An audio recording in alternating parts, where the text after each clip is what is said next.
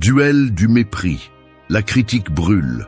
Parfois, le sentiment d'être sous-estimé peut faire bouillir votre sang. C'est naturel, nous ne sommes pas de pierre. Mais voici la différence entre ceux qui restent coincés dans la colère et ceux qui s'élèvent au-dessus d'elle. Comment vous répondez? La plupart le font mal. Ils se justifient, se battent, cherchent à prouver quelque chose à ceux qui les méprisent. Et qu'ont-ils accompli? Rien. Ils ne font qu'alimenter le feu de l'autre, s'épuisent et finissent au même endroit où ils ont commencé. Pire encore, ils finiront par être prisonniers de la validation d'autrui. Mais il y a une autre façon, une qui non seulement détruit le mépris, mais qui le transforme en une arme à votre avantage. Une qui a été utilisée par les stoïciens, les sages, ceux qui réussissent vraiment quelque chose dans la vie. Il ne s'agit pas de répondre avec des mots, ni de chercher la reconnaissance.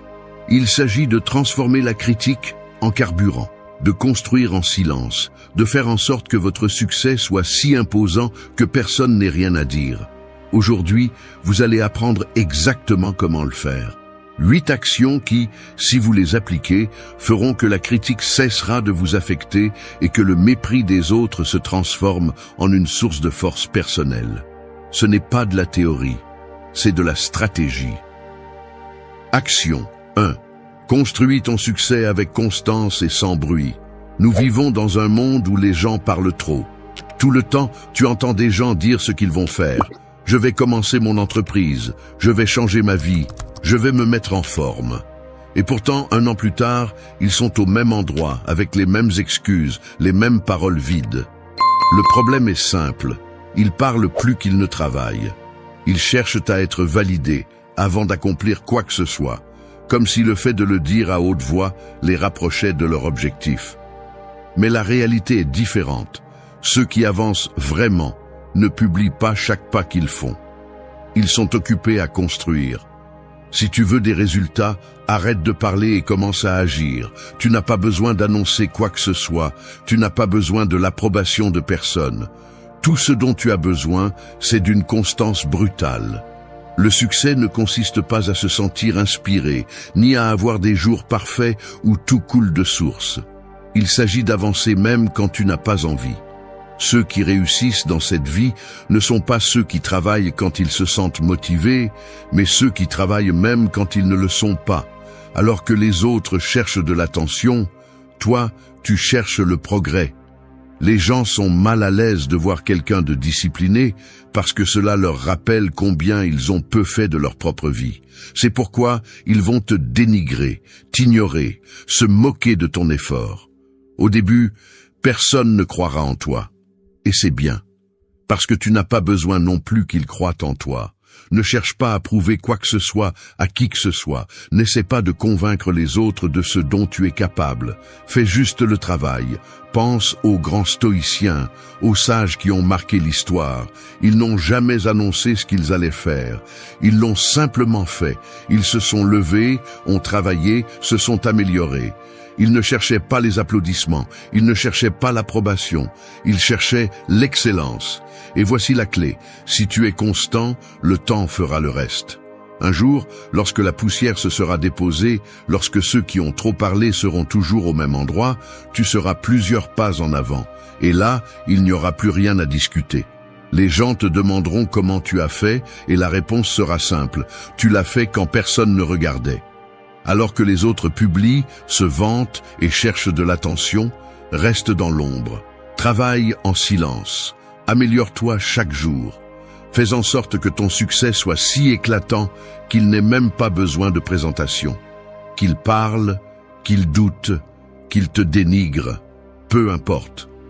Parce qu'à la fin, quand viendra le moment, quand les résultats parleront d'eux-mêmes, ils devront se taire. Et tu n'auras pas gagné parce que tu les as fait taire. Tu auras gagné parce que tu es resté ferme, parce que tu as travaillé en silence, parce que tu as construit quelque chose de réel pendant que les autres ne faisaient que jouer à être réussis. Action 2. Élève tes standards et ne te contente pas de moins. La plupart des gens échouent avant même d'essayer. Non pas parce qu'ils n'ont pas de talent ou de compétences, mais parce que leurs standards sont trop bas. Ils se contentent du minimum, de ce qui est confortable, de ce qui ne leur demande pas trop d'efforts. Et ensuite, ils se demandent pourquoi leur vie est médiocre. Voici la vérité que personne ne veut entendre. Tu n'obtiens pas dans la vie ce que tu désires, tu obtiens ce que tu tolères. Si tu tolères la médiocrité, c'est ce que tu recevras. Si tu acceptes de t'entourer de personnes sans ambition, tu deviendras comme eux. Si tu permets à la paresse de dicter tes jours, tu ne progresseras jamais. Tes résultats seront toujours à la hauteur de tes standards. Regarde-le de cette façon. Si ton standard est un entraînement une fois par semaine, quel type de physique penses-tu avoir? Si ton standard est de faire le minimum d'efforts dans ton travail, jusqu'où penses-tu aller? Si ton standard est de rester dans un environnement où personne ne progresse, combien penses-tu grandir? Ce que tu acceptes, c'est ce que tu es. Et voici la partie brutalement honnête. Personne ne te demandera plus que ce que tu te demandes à toi-même. Personne ne te poussera à être meilleur. Personne ne te forcera à monter de niveau. Cela dépend de toi. Les stoïciens l'avaient bien compris. Ils ne cherchaient pas le confort, ils ne voulaient pas l'approbation des autres, ils ne se laissaient pas entraîner par la médiocrité de l'environnement. Ils élevaient constamment leurs standards.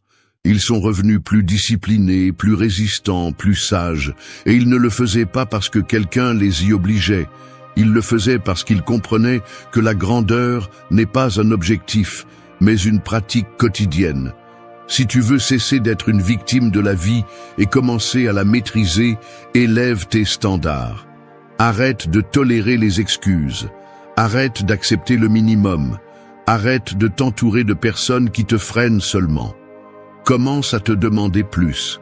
Et cela ne signifie pas que tu dois devenir un perfectionniste obsédé par le travail sans repos. Cela signifie que chaque jour, peu importe à quel point l'avancement est petit, tu te demandes d'être meilleur qu'hier. Il ne s'agit pas de faire de grands changements d'un coup, mais de t'engager à une amélioration continue.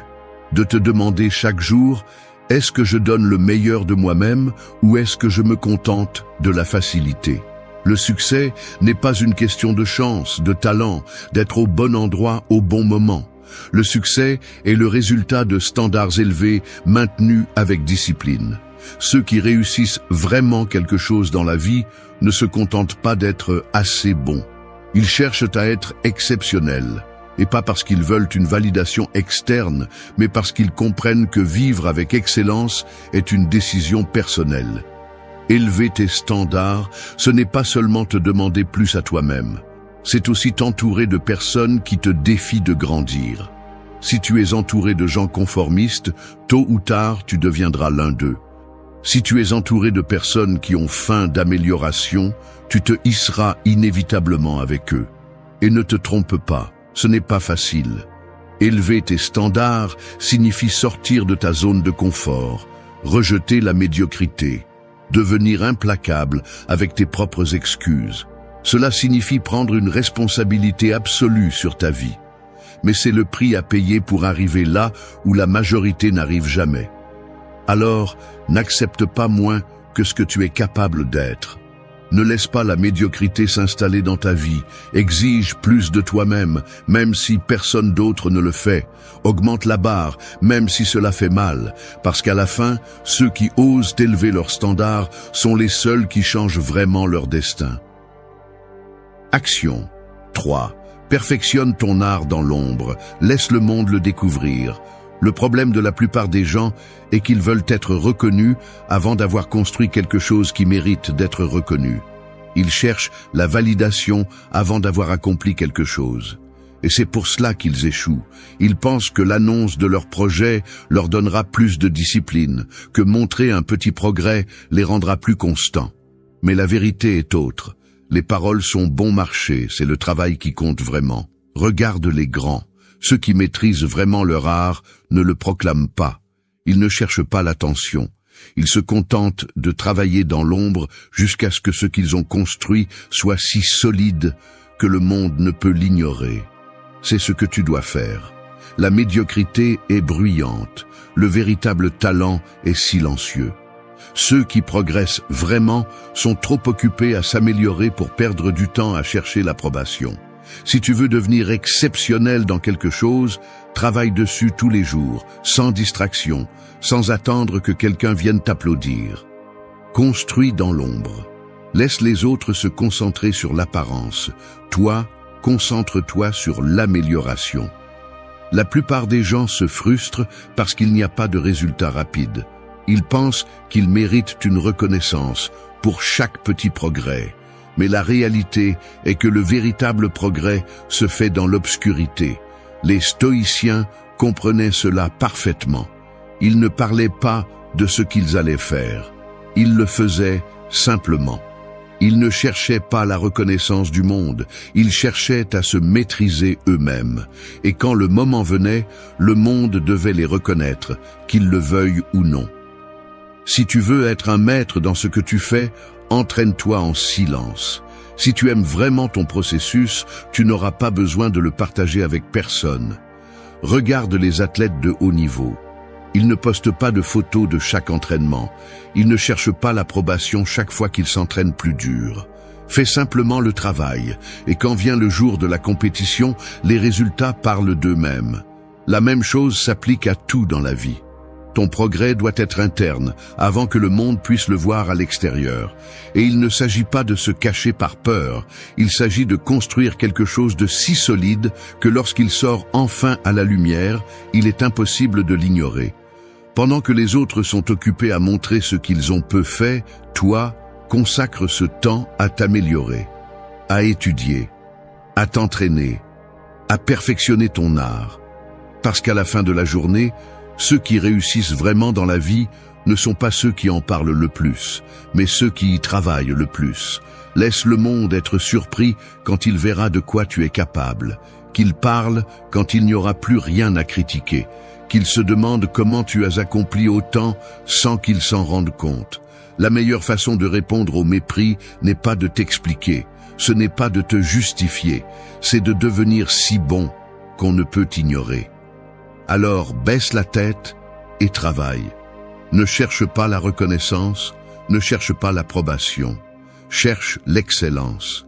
Et quand le moment viendra, laisse ton succès parler pour toi. Action 4. Abandonnez le besoin de prouver quelque chose aux autres. La plupart des gens sont pris au piège dans une cage invisible. Le besoin d'approbation. Ils font des choses non pas parce qu'ils le veulent vraiment, mais parce qu'ils cherchent à prouver quelque chose à quelqu'un. Et c'est le chemin le plus rapide vers la médiocrité. Si vous vivez avec le besoin de prouver votre valeur aux autres, vous ne serez jamais libre. Car votre succès ne dépendra pas de ce que vous accomplissez, mais de ce que les autres pensent de cela. Et lorsque votre valeur dépend de l'opinion des autres, vous serez toujours à la merci des autres. Regardez autour de vous. Les gens achètent des choses dont ils n'ont pas besoin, avec de l'argent qu'ils n'ont pas, pour impressionner des personnes qui ne leur importent même pas. Ils sont obsédés par les likes, par la reconnaissance vide, par la validation d'un public qui, au fond, ne les respecte même pas. Ils vivent en fonction de l'approbation, pas de l'excellence. Le stoïcisme est l'opposé de cela. Un stoïcien ne fait pas les choses pour impressionner les autres. Il les fait parce qu'il sait que c'est la bonne chose à faire. Il travaille sur sa discipline non pas parce que quelqu'un le regarde, mais parce qu'il comprend que la maîtrise de soi est ce qui le rendra invincible. Et c'est la clé. Au moment où vous cessez de ressentir le besoin de prouver quelque chose aux autres, vous devenez intouchable. Pensez-y. Que peut faire quelqu'un pour vous abattre si vous ne cherchez plus sa validation? Comment peuvent-ils vous arrêter si vous ne leur donnez pas de pouvoir sur vous? Ils ne peuvent pas. Mais pour arriver à ce point, vous devez d'abord lâcher prise sur l'ego. L'ego vous fait croire que vous avez besoin d'être reconnu, que vous avez besoin de prouver que vous valez quelque chose. L'ego est un piège. C'est ce qui vous fait réagir à la critique, ce qui vous fait ressentir le besoin de répondre à chaque insulte, ce qui vous maintient pris au piège dans une bataille sans fin contre l'opinion des autres. Quand vous comprenez vraiment votre propre valeur, l'ego se dissout, parce que vous n'avez plus besoin de prouver quoi que ce soit. Vous savez déjà qui vous êtes, et c'est là que la plupart échouent. Ils pensent que la meilleure façon de répondre au mépris est de prouver que les autres ont tort. Mais cette mentalité est faible. Si vous voulez vraiment gagner, ne jouez pas à ce jeu. N'essayez pas de prouver quoi que ce soit à personne. Prouvez seulement à vous-même. Si quelqu'un vous sous-estime, parfait. Ne gaspillez pas d'énergie à expliquer pourquoi ils ont tort. Laissez le temps faire son œuvre. Si quelqu'un vous critique, génial. Prenez-le comme un rappel que vous continuez à avancer. Les plus grands de l'histoire ne sont pas arrivés au sommet parce qu'ils voulaient prouver quelque chose à quelqu'un. Ils y sont arrivés parce qu'ils avaient une norme d'excellence personnelle. Ils ne se souciaient pas de ce que les gens disaient parce que leur focus n'était pas sur la validation externe, mais sur la maîtrise interne. C'est l'état d'esprit que vous devez adopter. Vous n'avez pas besoin de prouver quoi que ce soit. Vous n'avez pas besoin de vous justifier. Vous avez juste besoin de faire le travail. Quand vous comprendrez cela, vous serez libre. Libre de l'opinion des autres, libre de la peur du rejet, libre du fardeau d'essayer d'impressionner les autres. Et à ce moment-là, vous aurez gagné, non pas parce que les autres vous reconnaissent, mais parce que vous aurez enfin compris que vous n'avez jamais eu besoin de leur approbation pour être grand. Action 5. Transforme chaque critique en une opportunité d'amélioration. La critique est inévitable. Si tu fais quelque chose de ta vie, quelqu'un aura quelque chose à dire. Si tu réussis, on dira que tu as eu de la chance. Si tu échoues, ils diront qu'ils le savaient toujours. Si tu restes immobile, ils t'ignoreront simplement. Tu ne peux pas contrôler ce que les gens disent, mais tu peux contrôler comment tu l'utilises à ton avantage. Voici la différence entre ceux qui avancent et ceux qui restent coincés au même endroit. Les faibles sont offensés par la critique, les forts l'utilisent comme carburant. Si chaque fois que quelqu'un pointe un défaut, tu te mets sur la défensive, tu perds une opportunité. La critique, même si elle est mal intentionnée, peut être une arme en ta faveur. Regarde l'histoire. Les grands n'ont pas évité la critique, ils l'ont utilisée. Chaque commentaire négatif a été une épreuve de feu, un défi, une opportunité d'amélioration. Mais la plupart font le contraire. Ils prennent tout comme une attaque personnelle. Ils se paralysent, se victimisent, se fâchent. Et pendant qu'ils dépensent de l'énergie à se défendre, ils perdent du temps qu'ils pourraient utiliser pour s'améliorer. Voici la vérité. La critique est un outil. Ce que tu en fais dépend de toi. Si quelqu'un te dit que tu es faible, entraîne-toi plus fort. S'ils disent que tu es ignorant, étudie davantage. Si on dénigre ton travail, rends-le si impressionnant qu'ils ne pourront pas l'ignorer.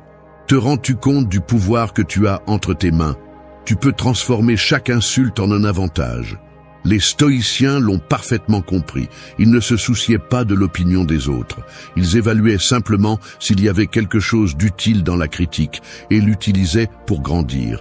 Si ce qui était dit était faux, ils l'ignoraient. Si c'était vrai, ils le corrigeaient.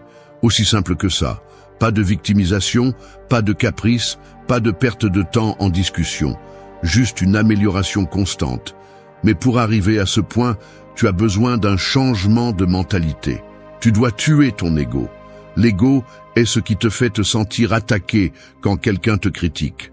C'est ce qui te fait réagir au lieu d'apprendre. Et tant que tu resteras son esclave, tu continueras à perdre. Au lieu de te mettre en colère quand on te critique, demande-toi, cette personne a-t-elle un peu raison? Peu importe si elle l'a dit avec de mauvaises intentions.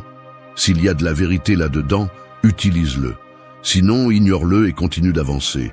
Mais ne te fatigue jamais à essayer de prouver quelque chose à un critique. Ton succès est la seule réponse dont tu as besoin. Pense à ceci. Si la critique te blesse, c'est parce qu'au fond, tu crois qu'elle peut être vraie. Sinon, tu t'en ficherais. Alors, utilise-la. Transforme-la en ton allié. Chaque commentaire négatif est un message codé qui te dit ce que tu peux améliorer. Apprends à le lire, apprends à l'utiliser et tu verras comment chaque insulte devient une nouvelle opportunité de devenir plus fort. La critique ne fait mal qu'à ceux qui ne sont pas prêts à grandir. Mais si tu décides de la voir comme un outil plutôt qu'une attaque, tu deviendras invincible. Ceux qui sont offensés par la critique perdent. Ceux qui l'utilisent comme carburant gagnent. Décide de quel côté tu veux être. Action 6. Laisse tes accomplissements être ta seule réponse. L'erreur de la majorité est de croire que les mots ont de la valeur en soi, que s'ils expliquent, justifient ou se défendent, ils gagneront d'une manière ou d'une autre du respect. Mais la réalité est autre. Personne ne respecte quelqu'un qui a besoin de s'expliquer tout le temps, parce que si tu dois convaincre quelqu'un que tu es capable, tu as déjà perdu. Les gens ne te respectent pas pour ce que tu dis, ils te respectent pour ce que tu démontres, pour ce que tu construis avec tes actions, et pour les résultats que tu rends évidents avec le temps. Si chaque fois que quelqu'un te critique, tu ressens le besoin de répondre, si chaque fois que tu es sous-estimé, tu essaies de les convaincre qu'ils ont tort, alors tu continues à jouer sur le mauvais terrain, parce que cela signifie que tu cherches encore la validation au mauvais endroit, et tant que tu continues à chercher l'approbation dans l'opinion des autres, tu resteras leur prisonnier, parce que ta valeur sera liée à ce qu'ils pensent de toi à chaque instant. Si quelqu'un doute de ta capacité, ne perds pas de temps à argumenter. Fais simplement ce que tu as à faire. Continue à construire, continue à t'améliorer, continue à avancer sans regarder en arrière. Parce que les gens n'applaudissent que lorsque le travail est déjà fait. Au début, ils vont t'ignorer, puis ils vont se moquer de toi, puis ils vont te critiquer, et ensuite ils demanderont comment tu as réussi. Les gens adorent dénigrer ceux qui sont en cours de processus, mais applaudissent ceux qui sont déjà arrivés. Ce qu'ils critiquent aujourd'hui, ils l'admireront demain. Mais pour que cela se produise, tu as besoin d'une mentalité froide et concentrée. Tu as besoin d'être implacable avec ta discipline et apprendre à ignorer le bruit. Parce que si chaque commentaire te fait dévier de ta route, tu n'arriveras jamais nulle part. Les plus réussis ne perdent jamais de temps à discuter, ils ne se rabaissent jamais pour répondre à des attaques insignifiantes. Ils continuent simplement à avancer jusqu'à ce qu'il n'y ait plus rien à remettre en question. Et c'est que le temps fait toujours justice, mais seulement pour ceux qui sont assez forts pour supporter le processus sans abandonner. C'est ainsi que tu dois opérer. Laisse ton travail parler pour toi. Laisse tes résultats être la seule réponse dont tu as besoin. Laisse le temps faire le sale boulot et faire taire ceux qui ont douté de toi. Parce que tôt ou tard, lorsque les résultats seront trop évidents, ils seront forcés de se taire, et le meilleur de tout cela est qu'à ce moment-là, tu ne t'en soucieras même plus, parce que tu auras compris que tu n'as jamais eu besoin de leur approbation en premier lieu. La véritable satisfaction ne vient pas du fait que les autres reconnaissent ton effort, mais du fait de savoir que tu as fait ce que tu as dit que tu ferais, que tu as tenu ta promesse envers toi-même, que tu as été assez fort pour continuer à avancer quand tous les autres se seraient arrêtés, que tu n'as pas abandonné quand il était plus facile de le faire. Alors, arrête de parler. Arrête d'expliquer, arrête de te justifier, arrête d'essayer de prouver quelque chose avec des mots, parce que le succès ne s'annonce pas, il s'exécute. Continue à avancer en silence, continue à perfectionner ton art, continue à construire sans attendre d'applaudissements, et quand le moment viendra, quand ton succès sera trop grand pour être ignoré, il n'y aura plus rien à dire, les faits parleront d'eux-mêmes. Action 7. Développe la discipline et la constance sans dépendre de la motivation. La raison pour laquelle la plupart des gens n'accomplissent jamais rien de grand dans la vie est qu'ils dépendent de la motivation pour agir. Ils ne bougent que lorsqu'ils se sentent inspirés. Ils ne travaillent que lorsqu'ils en ont envie. Ils ne s'entraînent que lorsque l'émotion est présente. Et c'est là leur condamnation. Parce que la motivation est inconstante. Et tout ce qui en dépend est voué à l'échec. Regarde autour de toi, la plupart des gens commencent quelque chose avec enthousiasme, mais quand l'émotion disparaît, ils abandonnent. Ils s'inscrivent à la salle de sport, et après un mois, ils arrêtent d'y aller. Ils commencent un projet avec énergie et l'abandonnent. Dès qu'il devient difficile, ils font des plans pour améliorer leur vie et ne les terminent jamais parce qu'ils attendent de retrouver l'envie de le faire. Ils sont pris dans un cycle de démarrage et d'arrêt, de commencement sans fin, d'intention sans résultat. La différence entre ceux qui accomplissent quelque chose et ceux qui restent bloqués est simple. Les premiers n'ont pas besoin d'être motivés pour faire ce qu'ils ont à faire.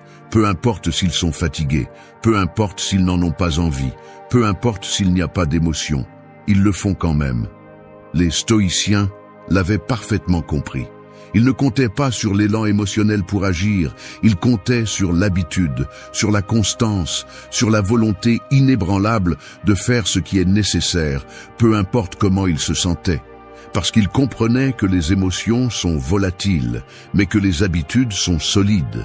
Et si vous dépendez de ce qui est volatile, vous ne construirez jamais rien de solide. Pense à ceci. Un guerrier ne va pas à la bataille seulement s'il se sent inspiré, un athlète d'élite ne s'entraîne pas seulement quand il en a envie, un leader ne prend pas de décision seulement quand il est motivé. Les vrais gagnants font ce qui est nécessaire même dans les pires jours. Alors arrête de dépendre de la motivation, commence à construire la discipline. Et la discipline signifie faire ce que tu as à faire, que tu en aies envie ou non. C'est se réveiller tôt quand ton corps veut continuer à dormir. C'est s'entraîner quand chaque fibre de ton être veut rester sur le canapé. C'est travailler sur ton projet même quand personne ne te pousse à le faire. C'est avancer quand les autres s'arrêtent. Voici la clé. Chaque fois que tu agis sans dépendre de la motivation, tu te renforces. Chaque fois que tu fais ce qui est nécessaire un jour difficile, tu deviens plus résistant. Chaque fois que tu choisis l'action sur l'excuse, tu renforces le muscle de la discipline. Et quand tu le répètes assez, cela devient une partie de toi. Ce n'est plus une question de savoir si tu en as envie ou non. C'est simplement ce que tu fais. Tu ne te demandes pas si tu vas t'entraîner, tu t'entraînes. Tu ne décides pas si tu vas travailler sur ton objectif, tu travailles. Tu ne cherches pas d'excuses pour te reposer plus que nécessaire, tu continues à avancer. Mais cela demande de la patience, car au début, cela va être difficile. Ton esprit va te trahir. Il te dira de te reposer, de commencer demain, que aujourd'hui n'est pas un bon jour. Ne l'écoute pas. Tu dois pousser à travers cette résistance initiale, car lorsque la discipline devient une habitude, l'effort ne se ressent plus comme une souffrance, mais comme un mode de vie. Et c'est à ce moment-là que tu deviens imbattable. Quand tu n'as plus besoin de l'envie pour faire ce que tu as à faire, quand tu ne dépends plus de l'émotion pour agir, quand tu deviens un putain de tank qui avance avec ou sans motivation, c'est l'état d'esprit de ceux qui accomplissent de grandes choses dans la vie. Ils ne dépendent pas de se sentir bien pour faire ce qui est juste, ils le font simplement, jour après jour, sans excuse, sans attendre le moment parfait, sans dépendre de personne d'autre que de leur propre volonté. Et la meilleure partie est que, lorsque tu adoptes cet état d'esprit, ta concurrence disparaît. Parce que la plupart des gens restent coincés dans leur quête de motivation, attendant le bon moment, justifiant leur manque d'action par de belles excuses. Mais toi, tu continues à avancer. Alors, décide dès aujourd'hui que la motivation n'est plus un facteur dans ta vie.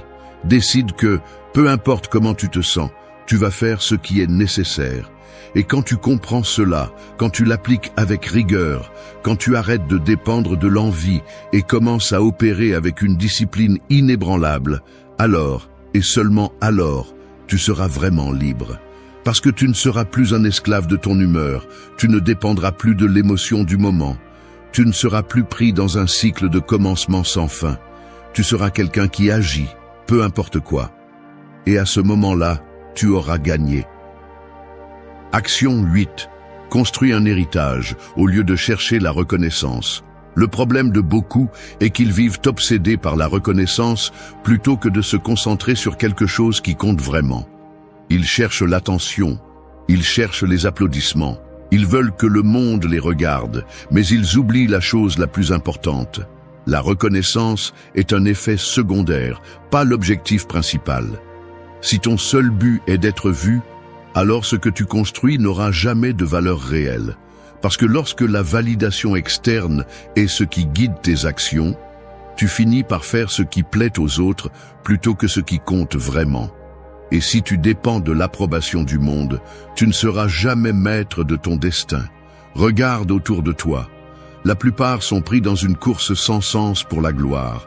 Ils publient chaque petite réalisation en espérant être admirés. Ils sont frustrés s'ils ne reçoivent pas la validation qu'ils attendaient et ajustent leur chemin en fonction de ce que les autres applaudissent. Mais la vérité est la suivante. Si ce que tu fais dépend de l'approbation externe, alors tu ne construiras jamais quelque chose qui dure vraiment. Les personnes qui ont laissé une véritable empreinte dans l'histoire ne se levaient pas chaque jour en se demandant combien d'applaudissements elles recevraient. Elles se levaient pour faire ce qui devait être fait, pour améliorer leur art, pour développer leur discipline, pour créer quelque chose qui avait du sens au-delà de leur propre ego. La reconnaissance est venue après, mais ce n'était jamais le but. Et c'est là que beaucoup échouent. Ils veulent la récompense sans le sacrifice. Ils veulent le respect sans avoir rien fait pour le mériter. Ils veulent que le monde les admire sans avoir construit quelque chose digne d'admiration. Mais le respect ne se réclame pas, il se gagne. Si tu veux vraiment quelque chose de grand dans ta vie, oublie la gloire, oublie la reconnaissance immédiate, oublie le besoin que les autres valident ton chemin. Parce que lorsque tu te concentres sur l'extérieur, sur l'approbation des autres, tu deviens leur prisonnier. Tu travailles pour des applaudissements plutôt que pour l'excellence. Les stoïciens le savaient bien. Ils n'agissaient pas pour obtenir la reconnaissance, ils agissaient parce qu'ils avaient des normes élevées, parce qu'ils exigeaient plus d'eux-mêmes que quiconque ne pourrait leur demander, parce qu'ils comprenaient que la véritable satisfaction ne vient pas de la validation des autres, mais de savoir que tu as fait ce que tu devais faire. Concentre-toi sur la construction de quelque chose qui dure, quelque chose qui, même après des années, a encore de la valeur, quelque chose qui ne dépend pas des tendances ou des modes passagères, quelque chose qui parle de lui-même, sans besoin de le promouvoir, sans besoin de l'expliquer. Et pour y parvenir, tu as besoin de patience, tu as besoin d'une vision à long terme, tu as besoin de résister à la tentation de chercher une gratification immédiate. Parce que la reconnaissance éphémère ne signifie rien s'il n'y a pas de substance derrière. Travaille en silence, crée quelque chose qui vaut la peine, laisse l'impact que cela génère parler de lui-même. Et quand le moment viendra, la reconnaissance sera inévitable. Mais voici la clé. À ce moment-là, tu ne t'en soucieras plus. Parce que tu auras compris que la véritable récompense n'est pas que les autres te reconnaissent, mais que tu te sois surpassé, que tu n'aies pas cédé aux distractions, que tu aies fait ce que tu as dit que tu ferais, peu importe qui regardait. Les médiocres cherchent la reconnaissance parce qu'ils ont besoin de se sentir validés. Ceux qui construisent vraiment quelque chose de grand n'ont pas le temps pour cela. Ils sont occupés à perfectionner leur travail, à s'améliorer chaque jour, à devenir la meilleure version d'eux-mêmes. Alors arrête de chercher l'attention et commence à construire un héritage. Quand la poussière retombera, quand les distractions disparaîtront, quand tout ce qui est superficiel s'évanouira, la seule chose qui restera sera ce que tu as vraiment créé. Fais en sorte que cela en vaille la peine. Merci d'être resté jusqu'à la fin de la vidéo. Si vous avez tout vu, commentez « Je suis stoïcien » comme notre signe secret, indiquant que vous êtes un véritable apprenant du stoïcisme. N'oubliez pas de vous abonner et de liker la vidéo si elle vous a plu. Rendez-vous dans la prochaine vidéo et rappelez-vous, continuez à cultiver votre esprit stoïque.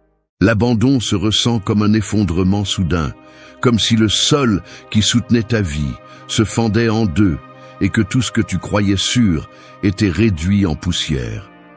Ce n'est pas seulement l'absence de quelqu'un, c'est le choc qui te force à regarder en face ce que tu ne voulais pas voir, ta dépendance, tes peurs, tes fissures internes. Mais dans cette douleur bat aussi une vérité que peu parviennent à comprendre. Rien ne te détruit complètement si tu décides d'utiliser les ruines comme fondation de quelque chose de nouveau. La douleur de l'abandon n'est pas une punition, c'est un test. Et même si au début, elle semble insupportable, en réalité, c'est l'occasion de découvrir ta propre force.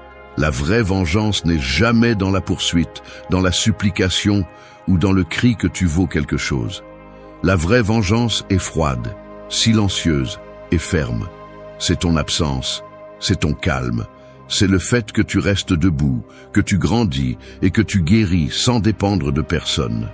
Car celui qui pensait te remplacer comprendra bientôt que l'authenticité ne se remplace pas, que la rareté ne se répète pas, et que ce qui est perdu par arrogance ne revient jamais de la même manière. Ici, il ne s'agit pas d'oublier ou de faire semblant que rien ne s'est passé. Il s'agit de regarder le coup en face et de le transformer en discipline émotionnelle, en dignité, en amour de soi. L'abandon marque, mais il polie aussi, et à la fin il te transforme en quelqu'un qui n'a plus besoin de mendier de l'affection ou de la reconnaissance. Ce vide qui semblait une blessure se transforme en espace pour renaître. Reste, car ce que tu vas entendre sont 8 leçons qui transforment la blessure de l'abandon en ta plus grande source de pouvoir et de force intérieure. 1. Le silence n'est pas une faiblesse, c'est une force. Le silence ressemble à un immense désert. À première vue, il semble vide, froid et stérile, comme un lieu où personne ne voudrait rester. Cependant, celui qui ose le parcourir calmement découvre qu'en cet espace où tout se tait, existe une force qui n'a pas besoin de fioritures. Le silence n'est pas une faiblesse, c'est une force. C'est le terrain où les émotions se rangent, où l'esprit s'éclaircit et où l'on apprend que la véritable force ne se mesure pas par la capacité de répondre, mais par la capacité de résister sans prononcer un seul mot. Lorsque quelqu'un vous abandonne, la première réaction est généralement de vouloir crier, exiger des réponses, montrer que vous valez quelque chose, chercher n'importe quel son pour couvrir le bruit du vide. Mais les stoïciens enseignaient que le plus grand contrôle n'est pas celui que l'on exerce sur les autres, mais celui que l'on exerce sur soi-même. Garder le silence ne signifie pas se rendre ni accepter l'humiliation. Cela signifie décider que vous n'allez pas donner votre énergie à celui qui ne mérite plus de la recevoir. Le silence est une épée invisible. Il coupe profondément car il n'a pas besoin de bouger pour se faire sentir. Dans la vie quotidienne, le silence devient un langage puissant. Lorsque vous ne répondez pas à la provocation, lorsque vous ne tombez pas dans le piège de discuter de l'évidence, lorsque vous choisissez votre paix avant la confrontation, vous envoyez un message plus fort que n'importe quel discours. Celui qui attendait votre réaction se retrouve avec un vide qu'il ne sait pas comment combler. Celui qui pensait avoir le contrôle sur vous se retrouve face à un mur impénétrable. Le silence protège votre dignité et préserve votre énergie, vous rappelant que vous n'avez pas besoin de gagner de petites batailles pour prouver votre valeur, car votre valeur se tient seule. Les philosophes stoïciens parlaient de l'autocontrôle comme la base de la liberté. Contrôler les mots, les impulsions et les émotions est le premier pas pour se libérer de la domination des autres. Lorsque vous choisissez de vous taire plutôt que de mendier, vous n'êtes pas une victime, vous devenez quelqu'un qui a pris le contrôle de son propre navire au milieu de la tempête. Le silence devient un refuge, un lieu où l'autre n'a plus accès et où votre force intérieure commence à se reconstruire. En pratique, cultiver le silence signifie résister à l'envie d'envoyer ce message, de vérifier cet appel manqué, de chercher des explications qui ne font qu'ouvrir de nouvelles blessures. Cela signifie accepter que l'abandon en dit plus sur celui qui part que sur celui qui reste.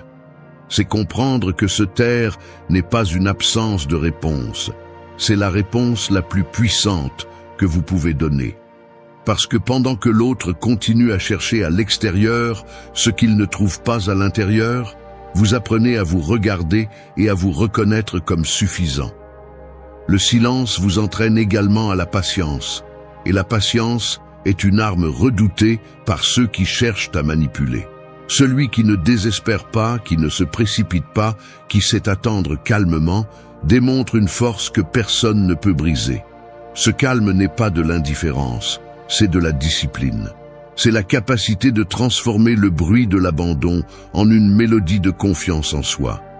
À la fin, vous découvrez que le silence n'est pas vide, c'est de l'espace. De l'espace pour guérir, pour écouter votre propre voix, pour cultiver l'amour-propre qui avait été caché sous la peur et la dépendance. Le silence ne vous affaiblit pas, il vous rend le contrôle. C'est le rappel que votre vie ne se mesure pas à ce que vous répondez aux autres, mais à la fermeté avec laquelle vous avancez sans besoin. 2. Tu n'es pas remplaçable, tu es rare. Un joyau authentique ne se mesure pas par son éclat sous la lumière artificielle, mais par la rareté qu'il renferme. L'or ressemble à beaucoup de métaux lorsqu'il n'est pas poli, mais seul celui qui le connaît sait que sa valeur est unique. Il en va de même pour toi. Celui qui t'abandonne en pensant que tu es remplaçable démontre qu'il n'a jamais compris ce qu'il avait devant lui. Tu n'es pas une copie en série que l'on trouve à chaque coin de rue, tu es rare, et cette rareté est précisément ta force. Quand quelqu'un part à la recherche d'une autre personne pour combler un vide, il pense pouvoir remplacer l'absence par un visage différent, par une nouvelle présence. Cependant, tôt ou tard, la vie enseigne que l'authenticité ne se remplace pas. La rareté n'a pas de réplique, l'authenticité ne se fabrique pas, et ce qui est perdu par négligence ne se récupère pas facilement.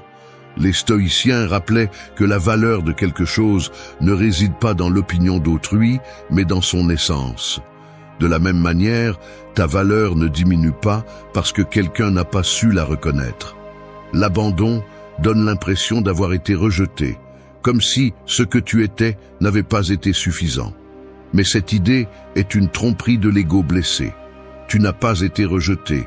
Tu n'as tout simplement pas été vu dans ta totalité.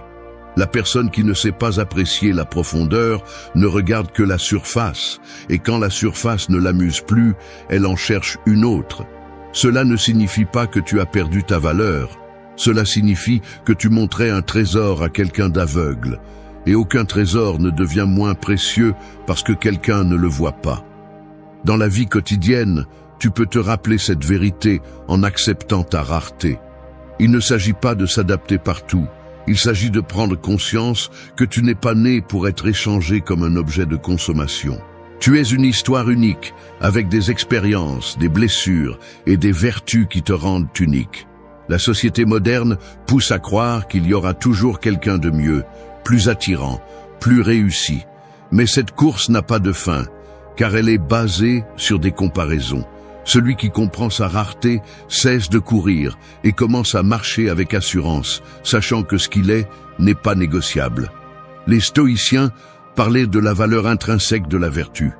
Tout comme la justice, la tempérance et la sagesse sont précieuses en elles-mêmes, sans se soucier de combien les reconnaissent, ton essence l'est aussi. Tu n'as pas besoin de la validation de celui qui t'a remplacé pour affirmer ta rareté. Tu as juste besoin de te rappeler que l'authenticité ne fait pas de compétition. Être rare, c'est avoir une marque qui ne se répète pas, et cette marque est ce qui te rend irremplaçable. L'abandon peut se ressentir comme une insulte, mais en réalité, c'est une libération. Parce que si quelqu'un pensait que tu étais facile à remplacer, il t'a montré que sa vision n'était jamais à ta hauteur. Tu n'as rien perdu, tu as été libéré de quelqu'un incapable de voir ta valeur. Et c'est la vérité qui donne le plus de pouvoir. Tu n'as pas besoin que tout le monde te comprenne. Tu as besoin d'être entouré de ceux qui reconnaissent ta singularité sans hésiter. À la fin, tu comprends que être rare n'est pas une condamnation, c'est ta force. La rareté est ce qui te protège d'être une copie de plus, ce qui fait de ta vie un chemin différent. Tu n'es pas remplaçable parce que tu n'es pas venu au monde pour répéter des histoires étrangères. Tu es rare, et dans cette rareté se trouve le pouvoir de te relever après l'abandon avec une conviction que personne ne pourra imiter. Celui qui est parti en pensant qu'il pourrait te remplacer comprendra bientôt que la rareté ne se remplace pas. Et pendant ce temps, tu auras déjà trouvé dans ta singularité la plus grande source de fierté et de force. 3. Tu n'as pas été remplacé, tu as été libéré. Une cage dorée peut briller tellement que pendant un moment, tu oublies que c'est une prison. Tu t'habitues à ses barreaux, au confort qu'elle offre, même à la sécurité qu'elle semble te donner. Mais le jour où la porte s'ouvre et que quelqu'un décide de partir, au début tu ressens le vide de l'abandon, le coup de la solitude, le vertige de ne pas savoir quoi faire sans cette présence. Cependant, si tu y réfléchis bien, Ce qui s'est passé n'était pas une perte, mais une libération. Tu n'as pas été remplacé, tu as été libéré d'une cage qui ne te laissait jamais voler. La douleur initiale fait croire que celui qui est parti t'a remplacé, que quelqu'un d'autre occupe maintenant la place que tu as perdue. Cette vision est le piège de l'ego blessé, qui se convainc que tout tourne autour des comparaisons. Mais la réalité est différente. Quand quelqu'un décide de partir, il ne dit pas que tu es moins, il montre qu'il n'a jamais été prêt à rester vraiment. Et au lieu de vivre piégé dans cette instabilité, la vie te libère pour que tu trouves un espace où ta valeur ne dépend pas de la volonté changeante d'un autre. Le stoïcisme enseigne que nous ne devons pas nous accrocher à ce que nous ne contrôlons pas. S'accrocher à quelqu'un qui a décidé de partir est comme essayer de retenir de l'eau entre les doigts. Plus tu serres, plus elle s'échappe rapidement. Comprendre que tu n'as pas été remplacé mais libéré, c'est accepter que ce qui s'est passé était nécessaire pour que tu reviennes à toi. Parce que parfois l'abandon est la façon dont la vie te déracine d'un endroit où tu te perdais. Dans la vie quotidienne, cette leçon se pratique avec gratitude envers la libération, même si au début cela fait mal. Remercier ce que tu as vécu, mais aussi remercier que cela ait pris fin, car cette fin ouvre la possibilité d'un début plus authentique. Se libérer signifie ne plus mendier d'attention, ne plus dépendre d'une validation qui n'arrive jamais, ne plus être à la merci des caprices des autres. Se libérer, c'est revenir à habiter ton propre espace, à retrouver la dignité qui s'érodait dans l'attente de quelque chose qui n'arrivait pas. L'abandon cesse alors d'être une humiliation et devient une opportunité. Les stoïciens répétaient que chaque obstacle est une matière première pour grandir. L'abandon, vu sous cet angle, est la matière première de ta liberté émotionnelle. Celui qui est parti ne t'a pas remplacé, il s'est simplement retiré de ton chemin. Et en le faisant, il a laissé de la place pour que tu occupes ta vie avec quelque chose de plus grand. Ta propre force, ton propre calme, ta propre capacité à aimer sans dépendre. Il n'est pas facile d'arriver à cette compréhension. L'ego insiste pour regarder à l'extérieur, se demander avec qui est maintenant cette personne, imaginer des comparaisons. Mais ces images sont des chaînes invisibles. La libération se produit lorsque tu arrêtes de te demander pourquoi tu as été changé et que tu commences à te demander pourquoi cela s'est produit. Et la réponse est claire. Cela s'est produit pour que tu découvres que tu n'es l'ombre de personne, mais la lumière qui doit éclairer son propre chemin. Avec le temps, tu découvres que celui qui t'a remplacé n'a rien gagné, parce que ce qui est parti n'était pas toi dans ta totalité, c'était juste la partie de toi qui se laissait limiter. Ce que tu récupères maintenant est le plus précieux, ta dignité, ton autonomie, ton amour-propre.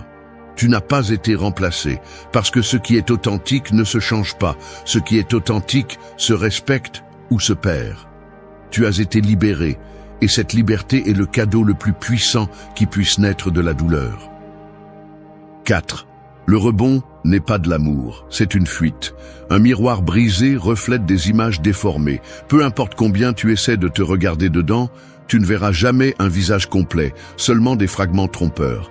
C'est ainsi que fonctionnent les relations de rebond.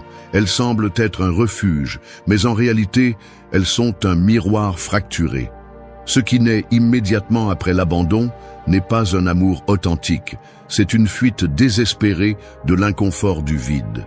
Celui qui court vers un autre corps sans d'abord guérir ce qu'il porte à l'intérieur n'aime pas, il se cache à lui-même. Le rebond est une tentative de boucher un trou avec des rustines temporaires.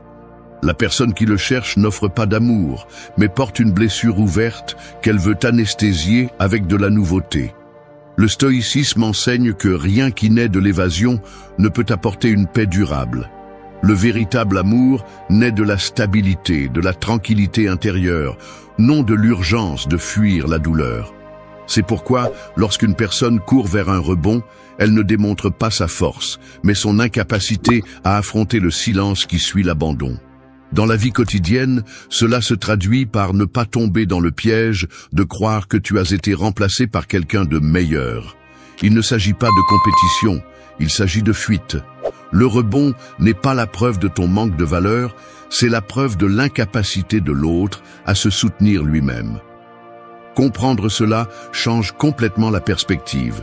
Ce qui semblait être une défaite personnelle devient une révélation sur la fragilité émotionnelle de celui qui est parti. Accepter cette vérité est la clé pour retrouver ta paix. Lorsque tu arrêtes de te comparer au rebond, tu comprends que tu n'es pas dans la même ligue. Tu as l'opportunité de transformer ta douleur en force, tandis que l'autre personne a choisi de courir vers une illusion. Et les illusions se brisent toujours. Ce qui commence avec intensité se révèle bientôt pour ce qu'il est. Une évasion momentanée, une tentative ratée de combler un vide avec du bruit externe. Les stoïciens enseignaient que la souffrance se multiplie lorsque nous confondons l'apparent avec le réel. Le rebond est pure apparence. Il brille à l'extérieur, mais manque de racines. Il n'a pas le poids de l'amour véritable, car il n'est pas né de la connaissance profonde de l'autre, mais du besoin de ne pas être seul. Savoir cela t'aide à ne pas gaspiller ton énergie à te sentir inférieur. Au contraire, cela réaffirme que la valeur ne se mesure pas à la rapidité avec laquelle quelqu'un te remplace, mais à la fermeté avec laquelle tu décides de guérir sans raccourci. Pratiquer cette leçon signifie ne pas t'obséder avec ce que l'autre fait après son départ. Cela signifie diriger ton attention vers toi, vers ta propre récupération. Le rebond est une distraction dans la vie de celui qui ne supporte pas de se regarder dans le miroir. Tu as l'avantage de traverser la douleur les yeux ouverts, de construire une force qui ne dépend pas de remplacer, mais de transformer. C'est quelque chose qu'aucune fuite ne peut te donner. Avec le temps, la différence se révèle. Le rebond s'use parce qu'il est né de la hâte, et ce qui naît de la hâte ne dure pas. Ton processus, en revanche, bien que douloureux, te mène à un amour plus grand, l'amour de soi. À la fin, tu découvres que tu n'as jamais été remplacé par quelqu'un de mieux, tu as été témoin d'une fuite. Et pendant que d'autres continuent de fuir d'eux-mêmes, tu apprends à rester avec toi, ferme, authentique et conscient que le véritable amour ne s'improvise pas. Il se construit à partir de la tranquillité. 5. La comparaison est un piège de l'ego. Un poison ne se présente pas toujours dans un flacon sombre, il se présente souvent en gouttes invisibles qui se mélangent à la vie quotidienne. La comparaison fonctionne de la même manière, elle semble inoffensive, elle semble naturelle, mais peu à peu elle intoxique l'esprit et consume la paix intérieure. Chaque fois que tu te mesures à un autre, chaque fois que tu regardes ce que quelqu'un d'autre a ou représente, tu empoisonnes ta propre essence. Et lorsque ce poison se mélange à la douleur de l'abandon, le résultat est dévastateur. Tu commences à croire que l'autre a plus de valeur parce que quelqu'un a choisi d'être à ses côtés. L'ego cherche constamment ses pièges. Il veut se comparer parce qu'il ne supporte pas le silence, il a besoin d'une réponse pour apaiser la blessure. Et dans ce besoin, il invente des histoires. Imagine que celui qui est avec la personne qui est partie est meilleur, plus attirant, plus intéressant. Cependant, ce qu'il oublie, c'est que la comparaison n'est jamais juste. Seules les apparences sont mesurées, jamais la profondeur. Et ce qui semble plus brillant en surface peut être vide à l'intérieur. Le stoïcisme enseigne à se concentrer sur ce qui est sous notre contrôle. Te comparer à un autre, c'est sortir de ce terrain sûr et entrer dans un champ que tu ne pourras jamais dominer. Tu ne peux pas contrôler comment est l'autre, ce qu'il offre, ce qu'il prétend.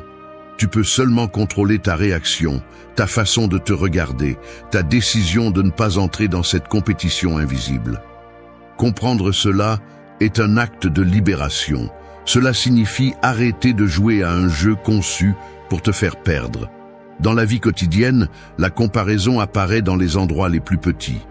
Tu consultes les réseaux sociaux et tu vois des photos de sourires étrangers, tu interprètes que leur vie est parfaite et la tienne ne l'est pas. Tu entends des rumeurs et tu as l'impression d'être laissé pour compte. Tout cela fait partie du même piège, car la seule chose que ces comparaisons réussissent à faire est de te distraire de ton propre processus de croissance. Pendant que tu regardes à l'extérieur pour mesurer ta valeur, tu arrêtes de travailler sur ce qui peut réellement te renforcer. Lorsque quelqu'un t'abandonne et court vers une autre personne, la comparaison devient encore plus cruelle. L'ego insiste pour se demander ce que cet autre a que tu n'avais pas. Mais la réponse est plus simple qu'il n'y paraît. Il ne s'agit pas de savoir qui est le meilleur.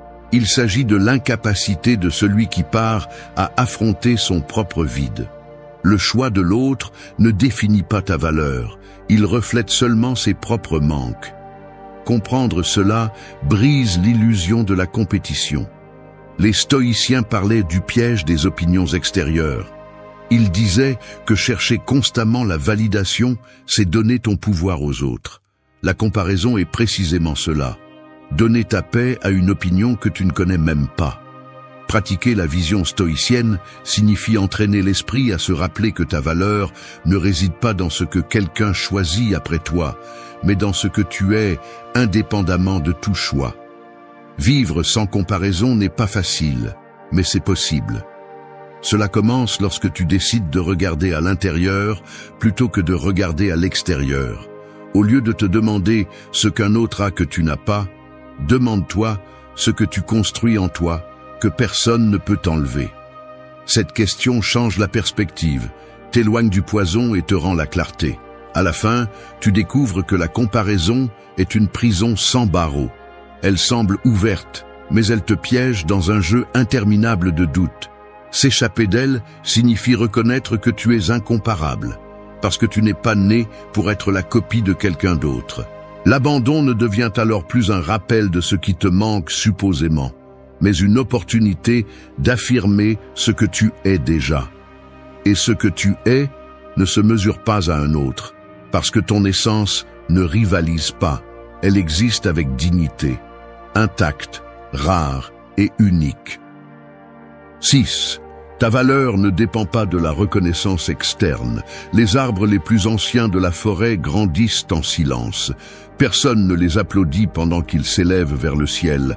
Personne ne les félicite pour avoir résisté aux tempêtes et aux sécheresses. Pourtant ils restent fermes, gigantesques, inarrêtables. Leur grandeur n'a pas besoin de témoins. Ta vie fonctionne de la même façon. Ta valeur n'est pas liée au regard de ceux qui t'entourent. Elle ne diminue pas quand quelqu'un décide de partir. Elle n'augmente pas quand tu reçois des éloges. Ta valeur est comme ces racines cachées sous la terre, invisibles aux yeux, mais indispensables pour tout soutenir. L'abandon fait mal parce qu'il frappe là où c'est le plus fragile, le besoin de validation.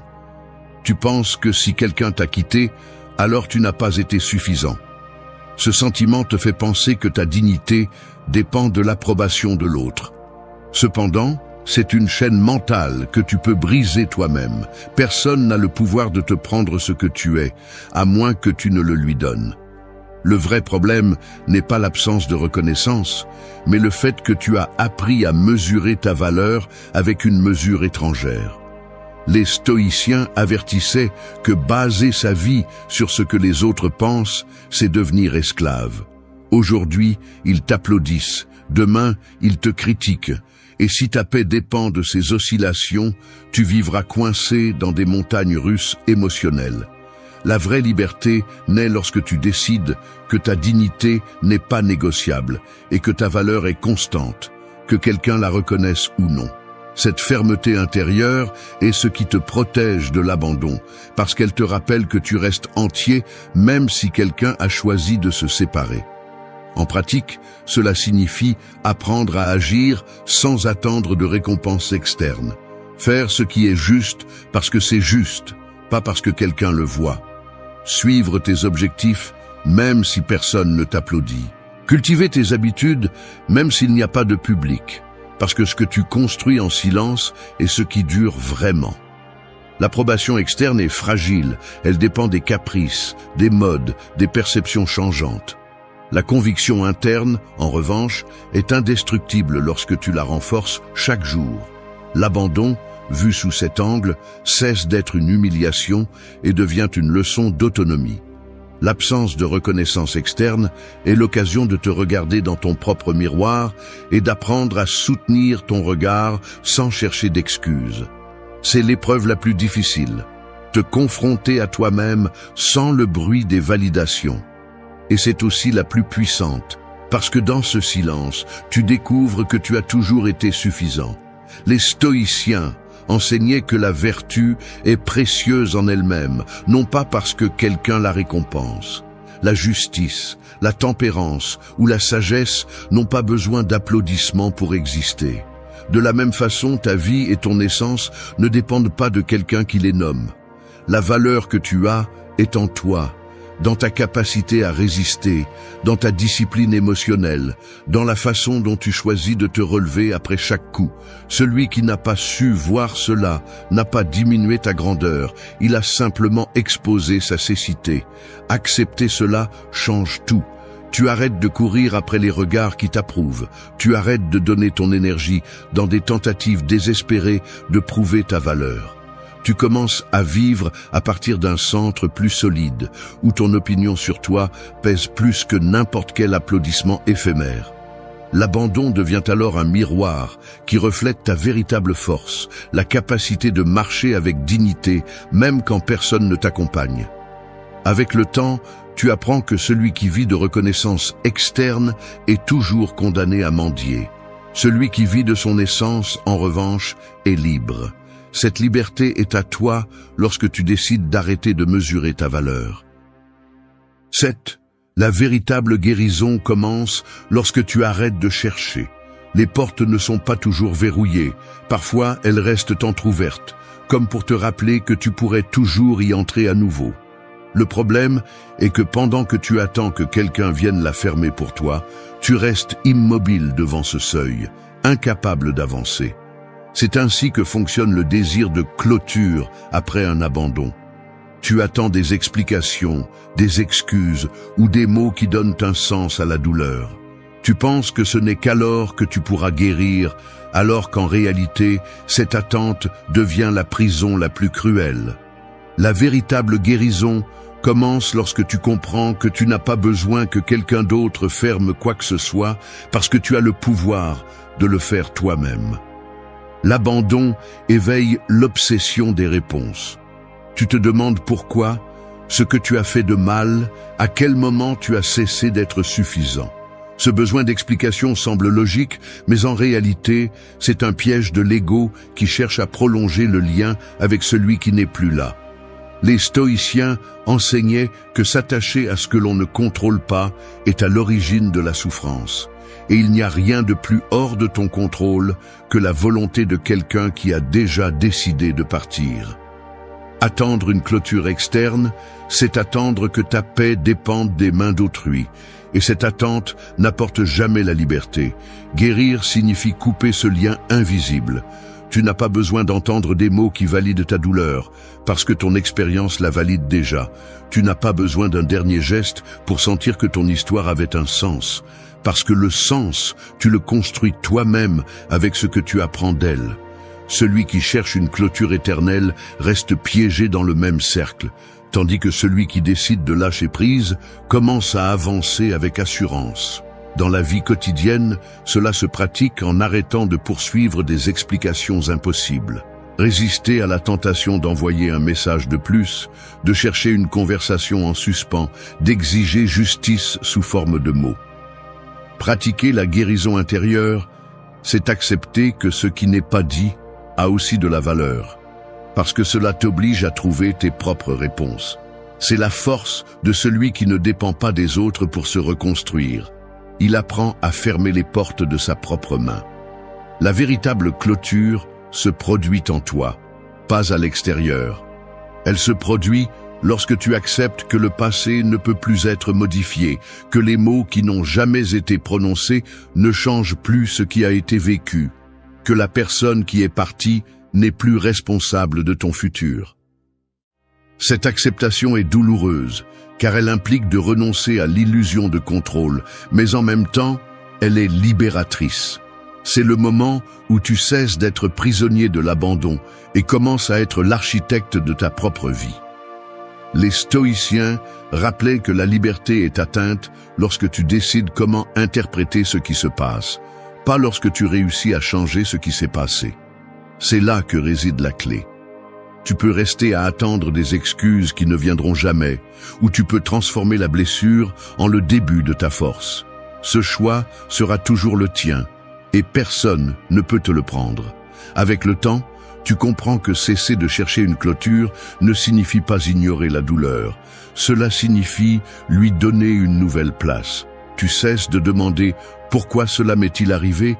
et tu commences à demander « Pourquoi cela m'est-il arrivé ?» Et dans cette transition, tu découvres que l'abandon n'était pas une fin inachevée, c'était le début de ta transformation. Tu n'as pas besoin du sceau de quelqu'un d'autre pour fermer la porte. Il suffit de ta décision d'avancer. Et lorsque tu le fais, tu découvres que la guérison ne dépendait de personne d'autre, parce qu'elle a toujours été entre tes mains et y restera. 8. Ton amour-propre est ta nouvelle priorité. Le soleil ne demande jamais la permission de briller. Il ne demande pas si quelqu'un veut sa lumière, ni n'attend une reconnaissance pour se lever chaque matin. Il apparaît simplement, constant, ferme, indispensable. Ton amour-propre doit être ainsi, une présence quotidienne qui ne dépend de l'approbation de personne, mais de la décision de prendre soin de toi, de te respecter et de te reconnaître comme ta priorité absolue. Quand tu traverses l'abandon, c'est la leçon définitive. Il ne s'agit plus d'attendre que quelqu'un d'autre te donne de la valeur, mais d'assumer que ton bien-être commence et finit avec toi. La douleur de l'abandon te force à voir ce que tu avais oublié, que tu avais mis ton bonheur entre les mains d'autres personnes. Et ce don a toujours un prix élevé. C'est pourquoi faire de l'amour-propre ta priorité n'est pas de l'égoïsme, c'est de la survie émotionnelle. Les stoïciens parlaient de l'importance de cultiver la force intérieure, car celui qui se soutient lui-même n'est jamais désarmé face au monde. L'amour-propre est cette force, la discipline de prendre soin de ton esprit, de ton corps et de ton âme sans dépendre de personne d'autre. Le pratiquer au quotidien signifie établir des limites claires, arrêter de mendier de l'affection, t'éloigner de ceux qui ne respectent pas ta valeur et t'entourer de ce qui te pousse à grandir. Cela signifie aussi apprendre à profiter de ta propre compagnie, construire des projets qui naissent de ta volonté et accepter que être seul n'est pas un échec, mais une opportunité de consolider ta grandeur. L'amour-propre ne consiste pas à te regarder dans le miroir et à répéter des phrases vides. Il s'agit d'actions concrètes qui démontrent que ton bien-être est sacré. C'est la conclusion de toutes les leçons précédentes. Le silence, la rareté, la libération, l'absence de comparaison, l'indépendance de la reconnaissance, tout converge ici. Parce qu'à la fin, tout pointe vers la même chose, devenir le gardien de ta dignité. L'abandon ne sera plus une blessure ouverte, il sera l'étincelle qui a allumé ta transformation. Tu n'as pas besoin de prouver quoi que ce soit. Tu n'as pas besoin de rivaliser, tu n'as pas besoin de prouver ta valeur. Tout ce dont tu as besoin, c'est de cultiver l'amour-propre avec une telle fermeté que personne ne pourra jamais te faire tomber à nouveau.